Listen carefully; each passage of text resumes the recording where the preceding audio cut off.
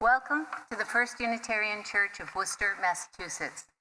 I'm Mary McAllister, a member of the church and the liturgist today. It's wonderful to have all of you here with us this morning. I'm leading worship this morning with our Director of Music, Allegra Martin. Assistant Director of Music, James Hope. Actually, Allegra couldn't be here with us today. She had an emergency.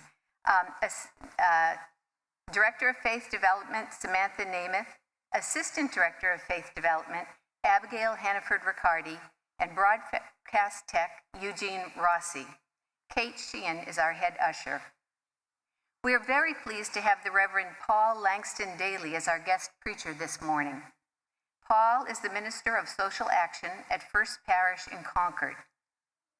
Ordained to the Unitarian Universalist ministry in 1997, he brings an extensive background in community organizing and social justice work, along with his personal experience as a transgender man. He has extensive experience in conflict management, including vulnerability and shame work, helping congregations and communities overcome deep discord to build more open, creative, and supportive environments. Here at First Unitarian Church, we strive in loving fellowship to honor the sacred, connect with each other, and serve justice. We are a welcoming congregation. Whatever your age, race, class, or nationality, you are welcome here. Single people and families of all kinds are welcome here. LGBTQ folks are welcome here. Those of all physical and mental abilities are welcome here. The doors of this church are open to all, and we are delighted you are here with us today. Welcome to those of you joining us online. You can like this video to help others find us and subscribe to our channel to find more content. If you'd like to get involved with everything we do at this church, I recommend our newsletter. Go to firstunitarian.com and click on subscribe to our newsletter at the bottom of any page. And if you're in the Worcester area, I invite you to join us in person at 90 Main Street every Sunday at 10:30 a.m. for worship and fellowship. Everyone is welcome to social hour in the church parlor after the service. If you are a newcomer, Please stop by the welcome table in the church parlor to pick up a gift bag so we can get to know you better. Vicki Hardy will be there to greet you. You'll find announcements in your order of service, and we have 2 additional announcements. The annual meeting of the church will be held on Sunday, January 26th at 12:15. All are welcome, and members may vote. Samantha has a special announcement about our new young artist in residence. You just heard during our prelude, but we wanted to welcome, and we are so delighted to have Shannon Favela, our new young artist in residence, to our service today. Shannon, we are so delighted that you are sharing your musical talents with our congregation. Thank you. This is the day the Lord has made. Let us rejoice and be glad in it. Please rise, embody your spirit, and recite with me the covenant of our church. In the love of truth and in the spirit of Jesus, we unite for the worship of God and the service of all.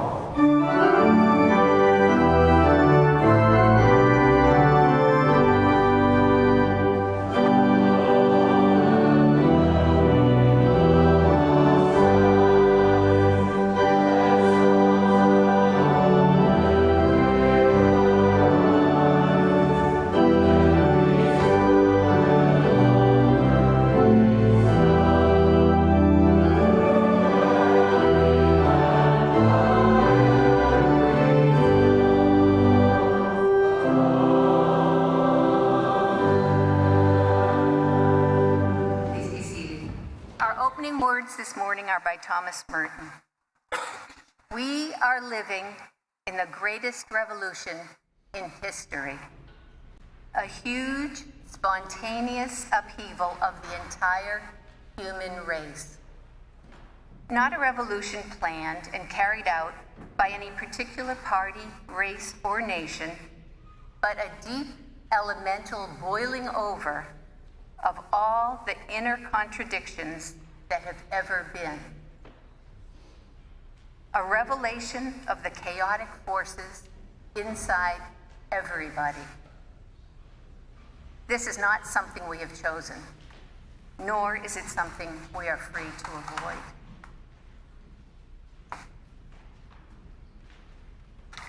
I'd like to invite Abigail to come forward and light our chalice this morning.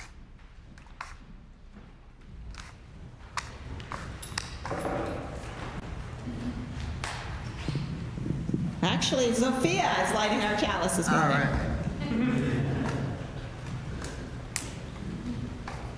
I don't know where Sophia went. Adelina, would you like to come and light our chalice for us? Thank you.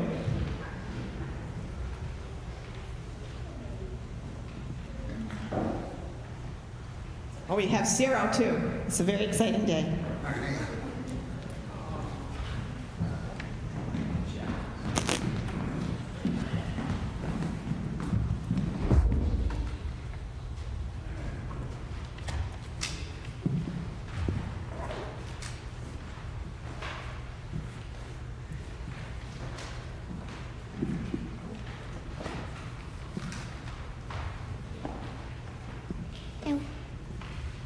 In the spirit of love. I like this chalice. Thank you all so much. Now we're going to sing. So I invite you all to stand in, rise in body and spirit. We're going to sing number 155, Circle Round for Freedom, which is not familiar. So please note that the melody is the second line if you're somebody who reads music. We're going to sing it through. The choir is going to help us out. We're going to sing it through 3 times. So, G.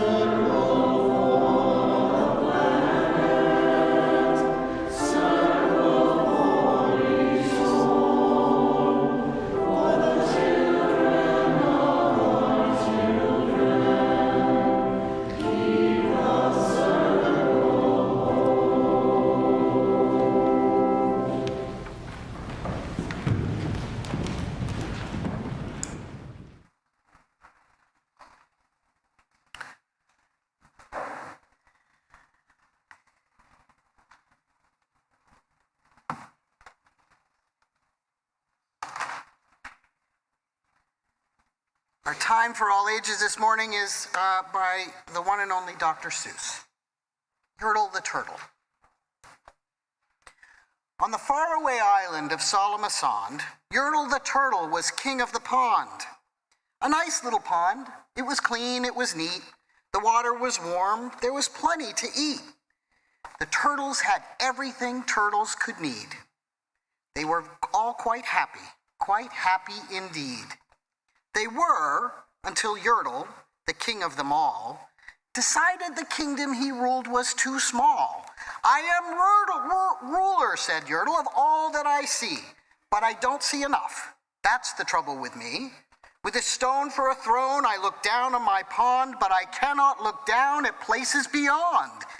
This throne that I sit on is too low down.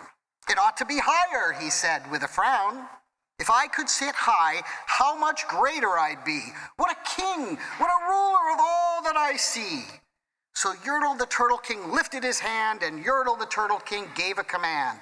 He ordered 9 turtles to swim to his stone, and using these turtles, he built a new throne. He made each turtle stand on another one's back, and he piled them up in a 9-turtle stack. And then Yertle climbed up. He sat down on the pile. What a wonderful view! He could see almost a mile.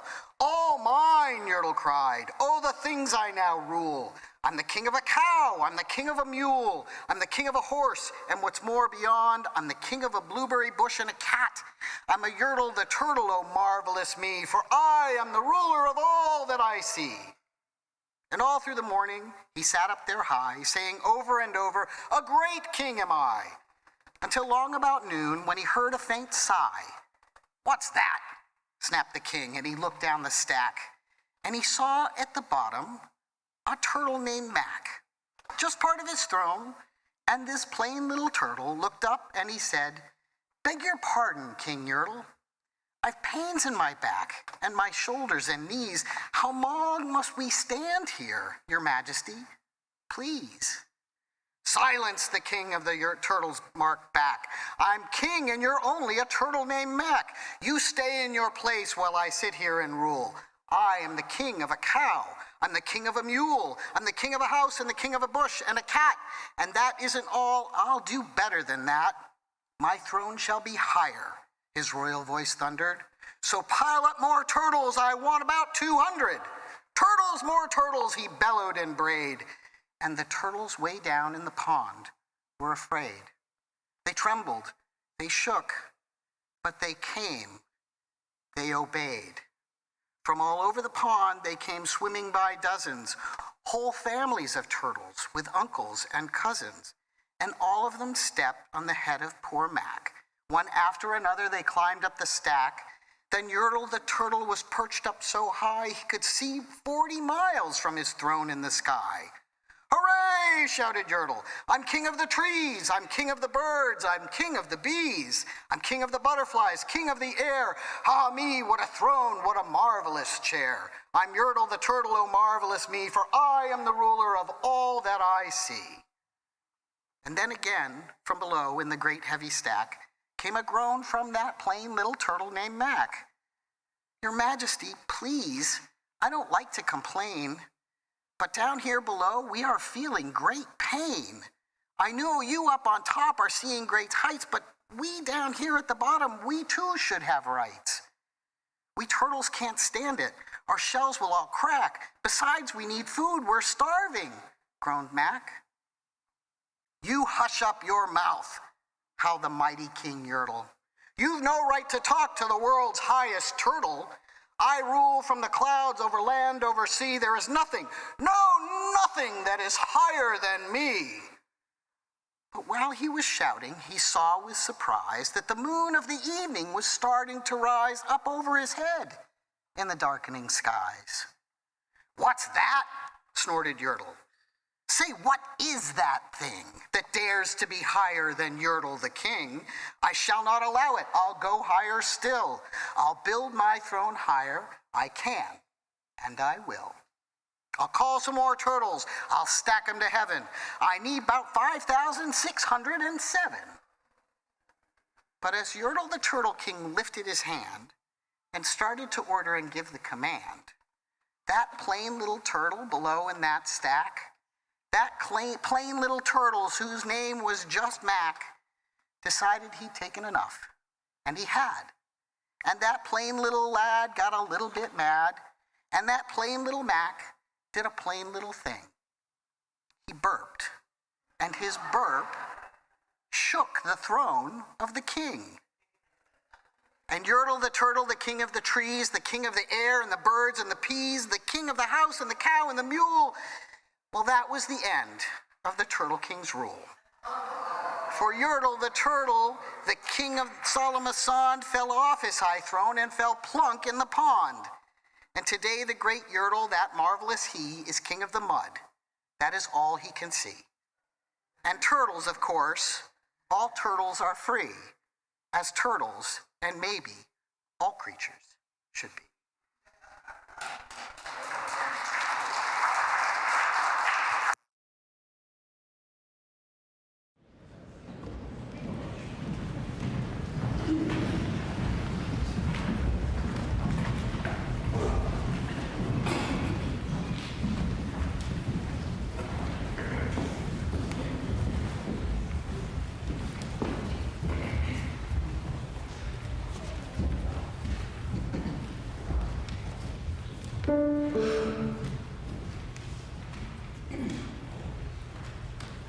Help me, Lord, help me, Lord. Help me, Lord, help me, Lord. Help me find the common ground. Find the common ground, yes, the common ground. Between the high and the low. Between the poor and the rich. Between the old and the young. Between the black and the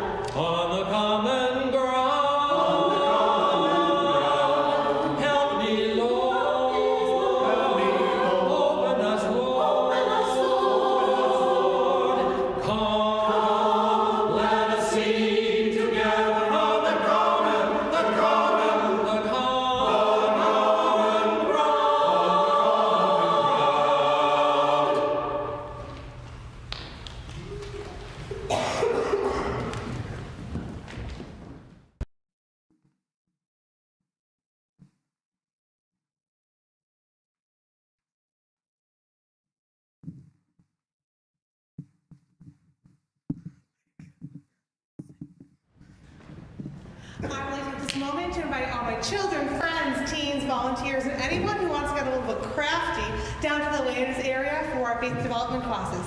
There's a spirit play in our Soul Matters class. Thank you.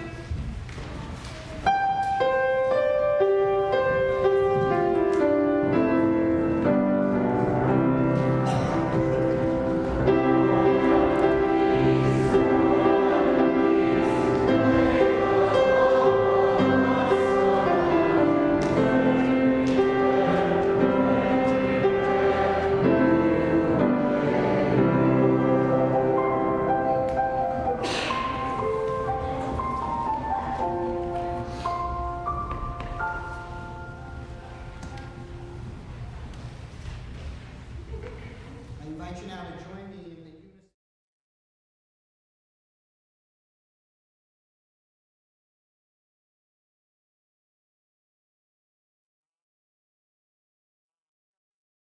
And yet we want. We lie down when we could act. We stir the pot when we could offer peace. We wander tempting paths instead of following you. We see courage and comfort in earthly things rather than in you. We hate our enemies and refuse to break bread with them. We see scarcity even when you offer us abundance. We pray for forgiveness in your goodness and mercy so that we might dwell in you, in your grace, forever. Amen. We hold these prayers in our silence.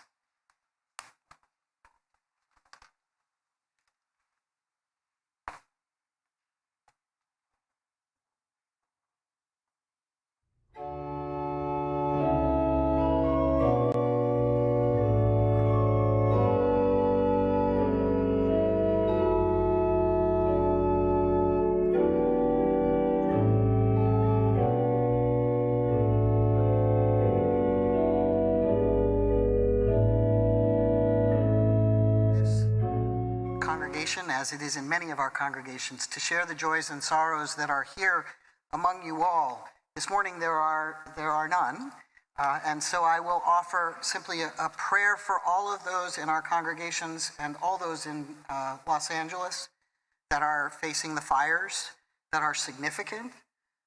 There, in many of the areas, there's several different fires happening. So we send our prayers and our thoughts to all those who are impacted by these fires. And I offer a final prayer for all those who have yet to find a community in which to share their joys and sorrows. May they find hope. May they find peace. And I invite you now to join me in the Lord's Prayer. Our Father, who art in heaven, hallowed be thy name.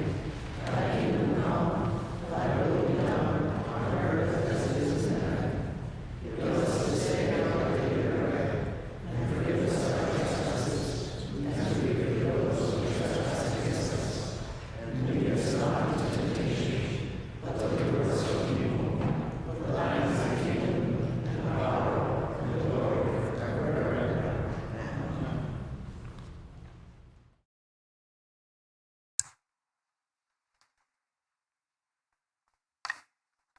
For our offering today will be our Faith in Action offering, and we have with us City to Saddle, who will be the recipient of this month's Faith in Action offering.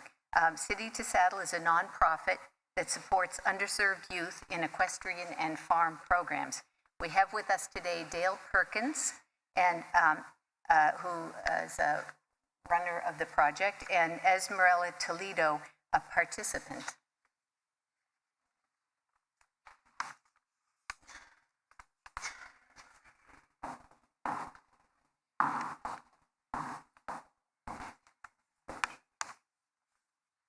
Test, test, test.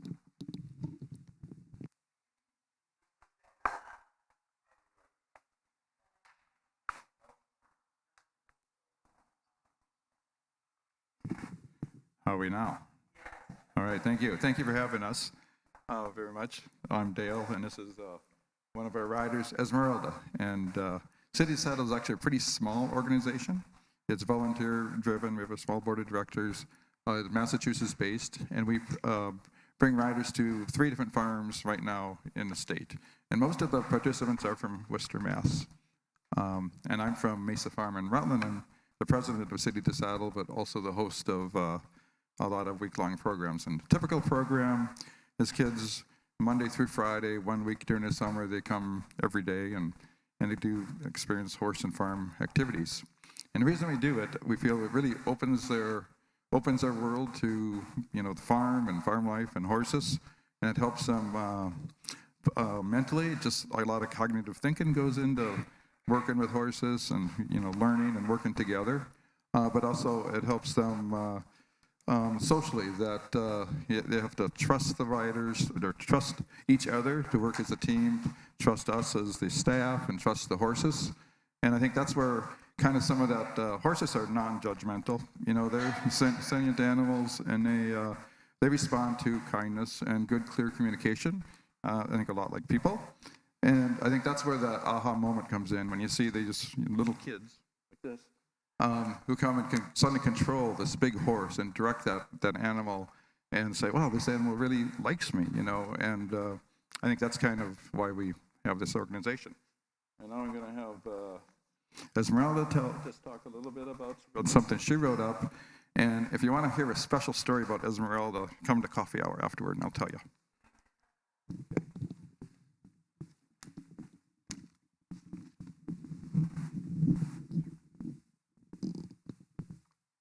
Hi, my name is Esmeralda. I'm 11 years old. I'm a resident of Wellington community. I started coming to Dale's farm around the age of 5 years old. Coming here for the first time, I was nervous, but after seeing the compassion that they showed me, that nervousness just disappeared. Ever since then, I've been coming here every year until now. I hope that God gives Dale and his family and City to Saddle the health and the strength to continue these summer activities for the children and teens, teaching them how to take care of the animals and be better people. I want to thank Dale and his family for the opportunity to participate in the various activities that he hosts in his farm every year. I'd like to thank Mesa Farm, members of this church, and Wellington community for giving me this opportunity to express myself.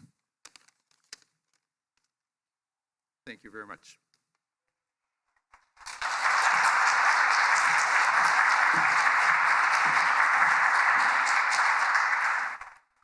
The ushers will now receive our Faith in Action offering, or you may scan the QR code below. I invite you to give generously to this important work.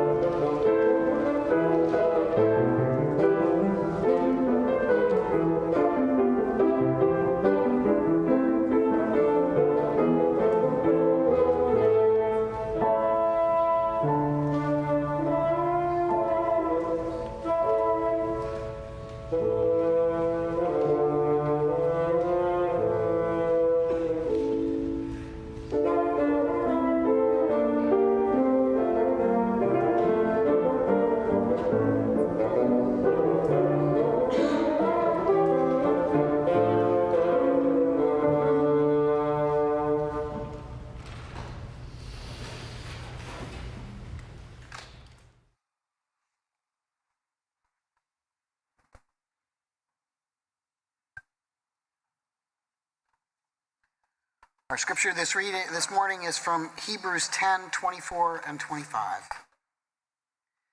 And let us consider each other carefully for the purpose of sparking love and good deeds. Don't stop meeting together with other believers, which some people have gotten into the habit of doing. Instead, encourage each other, especially as you see the day draw near.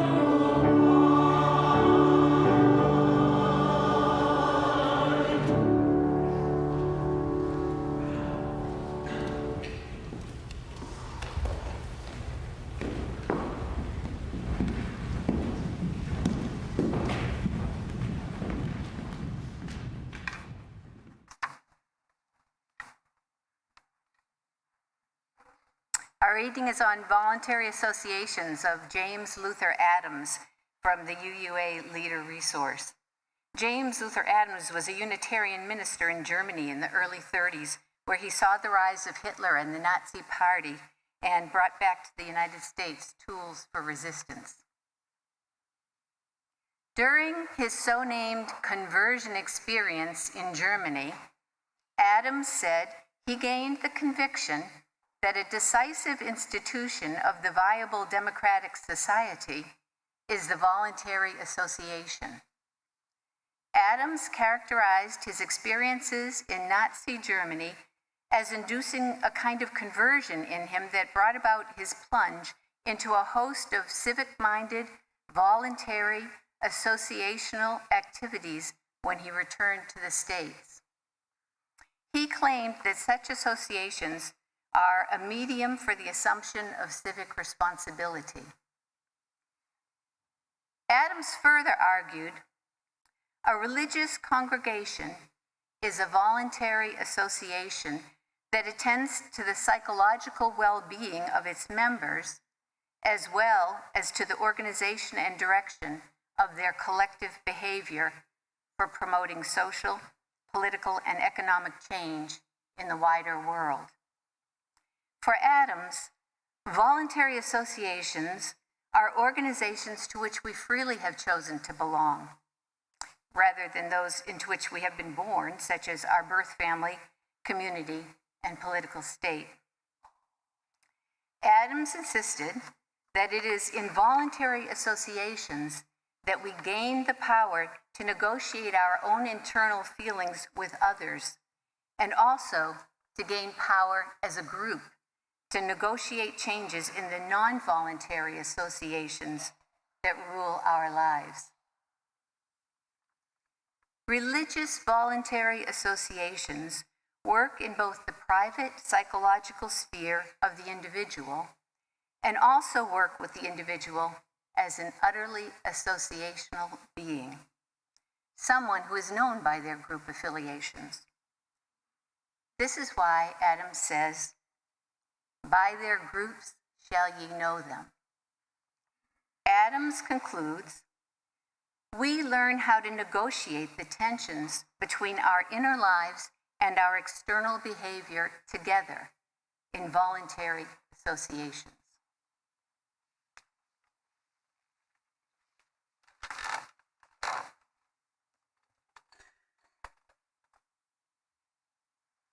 Good morning. How many of you are nervous?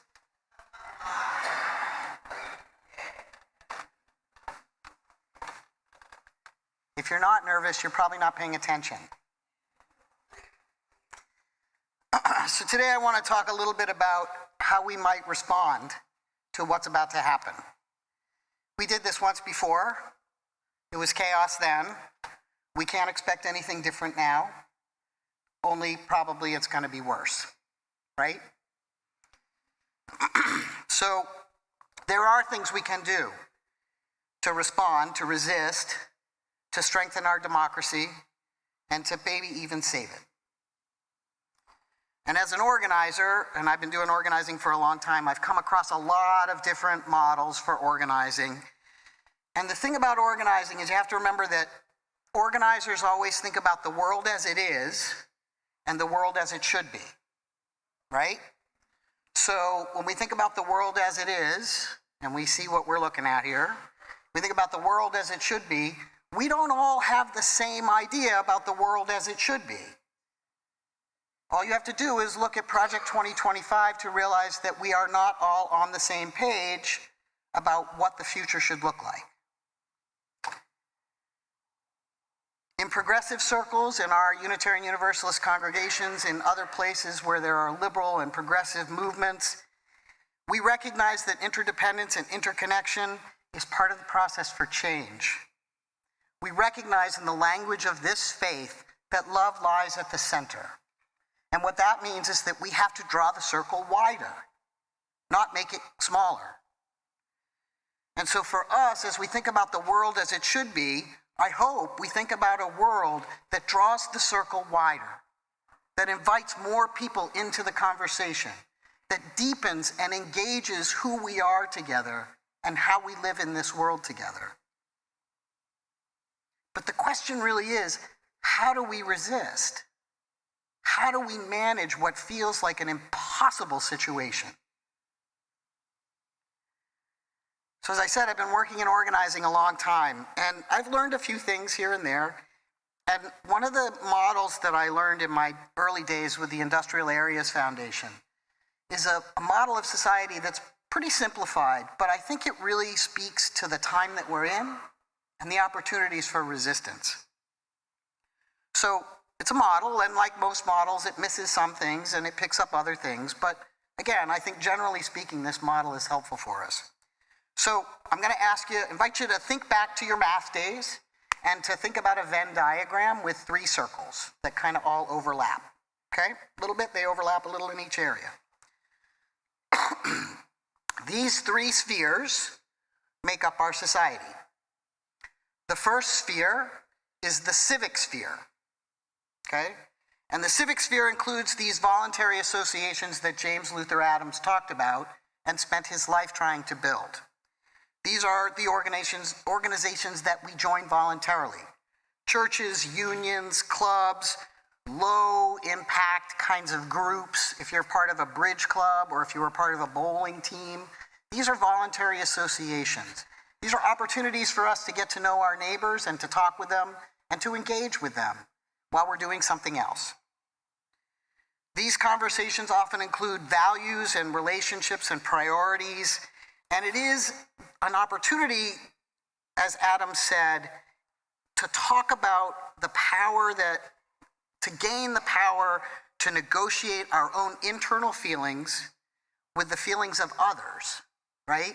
So when we're in these voluntary groups, when you're in a church meeting and you're talking, you can't always put your own personal opinion as the primary thing because we're dealing with a large community, right? So civic society teaches us this sort of mediation between kind of the internal and the external. The civic circle, the civic sphere, is primarily relational. Okay? The second sphere is the market sphere. And the market sphere is just what it sounds like. This is the sphere that both employs us and gives us services and goods in order to have society function effectively. Okay? So the market sphere, as we know it these days, is designed to support and sustain society. However, what we know about American capitalism is that CEOs and boards can be fired from their jobs if a business doesn't make a profit in a particular quarter. So the underlying principle of American capitalism and American markets is profit. It is absolutely transactional. That's the sphere, okay? And its goal is to make as much money as possible for its investors. The last sphere is the government sphere. And that sphere is just what it sounds like. That's the sphere that includes all the branches of governments. That sphere works most effectively when people can engage and can vote and can express their primary needs through government functioning. Government protects the people and mediates between the market and the civic society. So it does this thing sort of between the transactional and the relational and manages those 2 pieces together. Okay? Does that make sense, those 3 spheres? All right. Now, if you think about these 3 spheres and you think about where we are right now, you can see that the spheres are out of whack, right? Okay. So, hang on a minute, I gotta get where I am here. So, like any 3-legged stool, a 3-legged thing, if these things are in balance, it stands up nicely, right? So, the social contract of the 1960s, and I could go back, but I gotta start somewhere and I only got 20 minutes, so I'm starting in the 60s. I've had more people come up to me and say, it goes further back. I know that, trust me. But in the 1960s, we had a contract, there was a social contract between the auto workers and the automakers. And that led to the greatest prosperity for white Americans that we've had in this country, okay? But then in the 1980s, things began to shift. Really, in the late 1970s, there started to be this shift, okay? And the government sphere came under attack first, quickly followed by a decline in the civic sphere. How many of you remember Ronald Reagan's famous admonition that government is not the solution to the problem, government is the problem? You remember that? He said that more than once, out loud, a lot. Those of you who are old enough to remember. This administration, that administration, imagined the world as it should be in a particular way. They dramatically cut taxes that funded and slashed budgets to the federal government, which meant that states lost 60% of their funding. So if you're wondering what happened to education and why we can't afford to pay for things and why it's so hard, it's because in the 1980s, the tax bracket was cut by like 60%. And that was passed on to the states. They dismantled or sought to dismantle and continue to think about dismantling the Department of Education. And the process of deregulation that they started in the 1980s has continued and led to record profits in the markets and a devastating decline in civic society. If you lived through the 1980s as a worker, you know that that was the decade of mergers and acquisitions. And what you know is that your quality of life dropped dramatically, because the whole idea of mergers and acquisitions was to externalize expenses and to make profit for those who were invested in the company.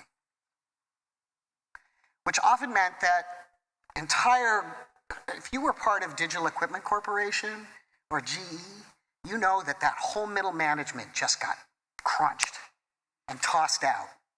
And anybody who was working in that range now no longer had a 40-hour-a-week job. Now you're doing 3 jobs because the 2 people behind you got fired.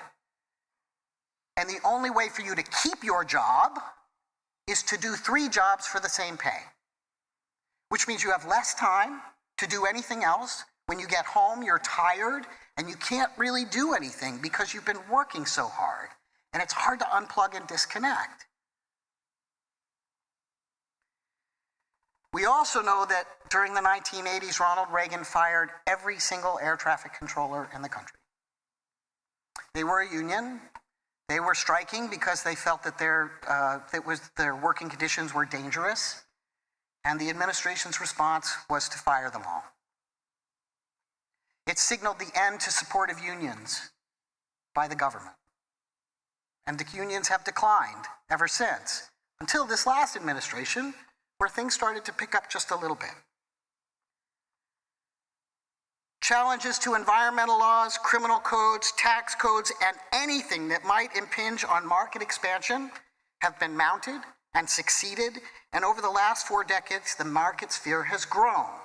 It has overtaken the government sphere, and it's overtaken the civic sphere. As these changes in government occurred, they really did impact civic life. If you had kids in the 1980s and 90s, you know that there were fewer and fewer things that were available in the school system, and now you got to take your kids. If you want music, you got to take them after. If you want them to have art, you got to take them after. You want them to have sports, you got to take them after. Which means A, you've got to be able to afford that, and B, you have to be able to have time to take them to these things.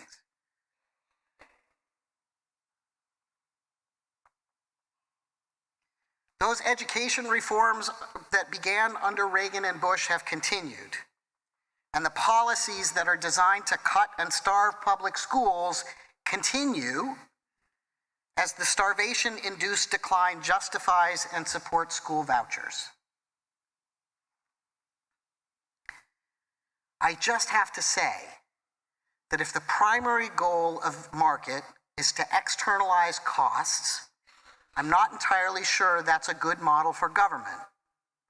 Because when you externalize costs, somebody has to pay it. When the market externalizes costs, you and I pay it in whatever ways we need to. And sometimes, before the 1970s anyway, government helped with that. Now, all of those costs land on us. And when I say us, what I really mean is those people who live in marginalized communities who have no voice. That's where it lands. That's where those costs wind up. All of this leaves the capacity to engage in the matters that influence our lives pretty much impossible. Less time to even begin to imagine the world as it should be, much less do anything about it. And our human response to all of this is mostly frustration and fear, anxiety and depression, and we saw that in the last election. The civic sphere, now controlled by the market, is kept busy, panicked, anxious, unable to do anything because there's no energy to do anything. And the government sphere, also now controlled by the markets, has corporate lobbyists and right-wing organizations like ALEC and the Heritage Foundation directing policy and law at both the state and national levels. And I was stunned to hear when Ocasio-Cortez got into the House. Are you aware that the training and the orientation for our House and Senate members are done by lobbyists? I don't know how you feel about that, but I'm not okay with that. So what do? It feels so overwhelming. Our society has literally been atomized. I just saw a thing in the paper the other day about the height and peak of loneliness and isolation. This is what our society has created over the last 40 years. How's that working for you? I'm guessing not so great. So what do we do with that? How do we respond to that? James Luther Adams saw it in Germany. He saw the same exact thing happen. And when he came back to the States, he said, the way to struggle and face against that is to work with other people, to connect with other people, to break the isolation and to break the atomization that is intentionally designed to keep us separate and incapable of reacting and responding to what's happening. Coming to church is one way to do that. Engaging with your neighbors is one way to do that.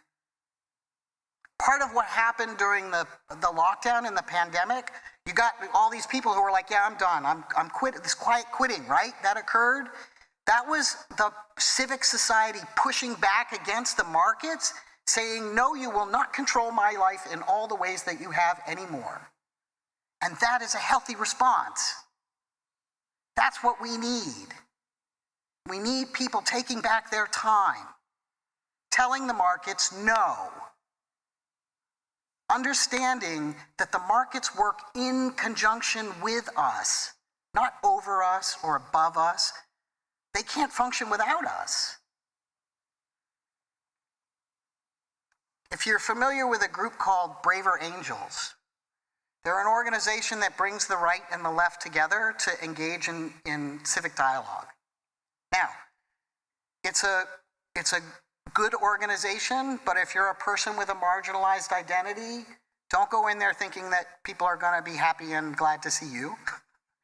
Know that people are going to say some ignorant things. And that's the point of these groups, is to bring people together to do education. Most people say ignorant things because they just don't know. That's why they're ignorant. Not because they're willfully ignorant, not because they're trying to be unpleasant humans, but because they just don't know. And so Braver Angels is an opportunity to bring people together to have some of those conversations in a way that people can say things that they might not otherwise say, and have somebody respond in a compassionate way to say, that's really not how we talk about that anymore. Right? It's an opportunity for us to get to know somebody we might not otherwise sit down with and have that conversation. We just got through the holidays. I imagine some of you had some difficult conversations with family members. How can we be in a place where we can listen? How can we get below that half inch of chaos to understand what people are really concerned about?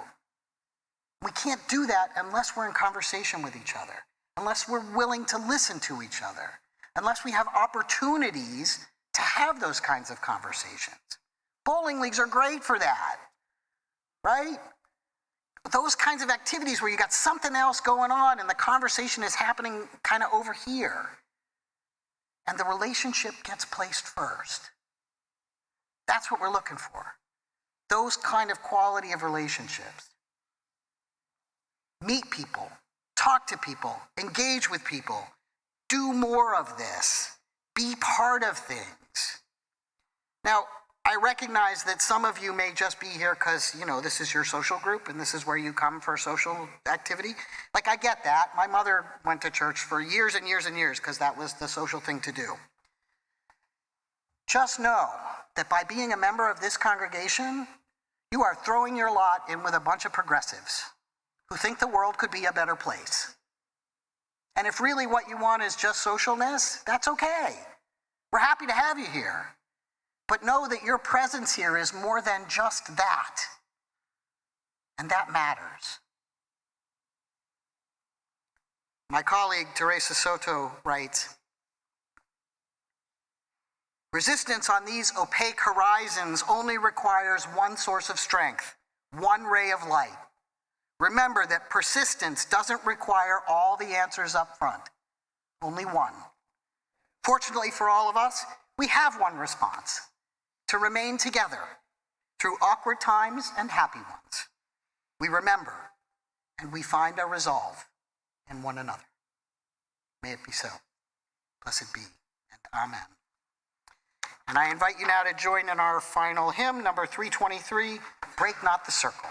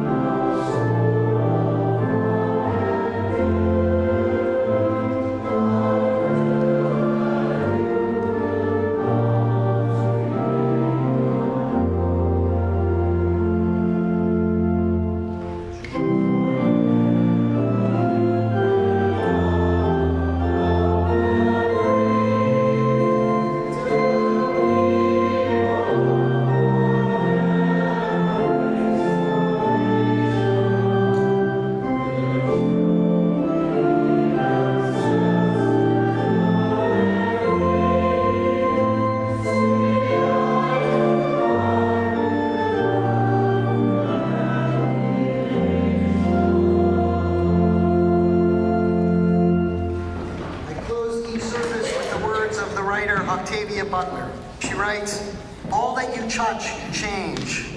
All that you change changes you. The only lasting truth is change. God is change.